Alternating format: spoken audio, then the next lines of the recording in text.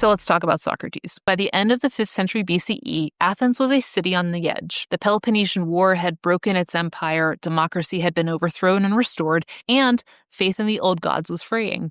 Into that chaos walked a barefoot, sharp-tongued philosopher who refused to stop asking questions. Socrates didn't write books or charge for teaching. He would wander the agora, cornering politicians, poets, and generals with a relentless stream of logic. His method was simple.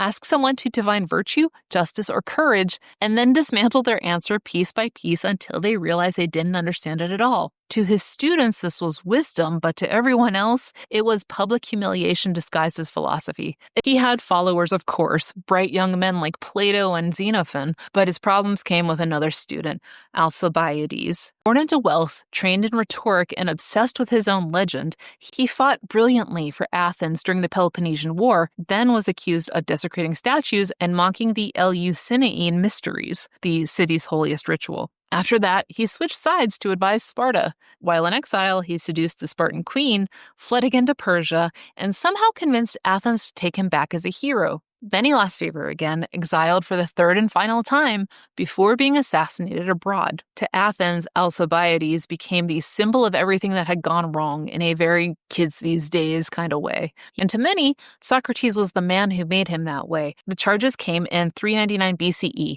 Impiety, failing to respect the city's gods, and corrupting the youth by teaching them to question authority. The trial wasn't an elaborate affair. Athens didn't have judges as we know them, just a jury of 500 citizens, each dropping a pebble into an urn to vote guilty or innocent. Socrates defended himself, but not humbly. He mocked his accusers, refused to plead for mercy, and suggested that instead of death, he should be rewarded with free meals for life. The jury didn't take the joke very well. He was convicted by a narrow margin and given the chance to choose his punishment. His followers begged him to flee, but he refused, arguing that escaping would betray the laws he had lived under. His choice was clear: a cup of conion, poison hemlock. You've probably seen the famous 1787 painting, The Death of Socrates by Jacques-Louis David.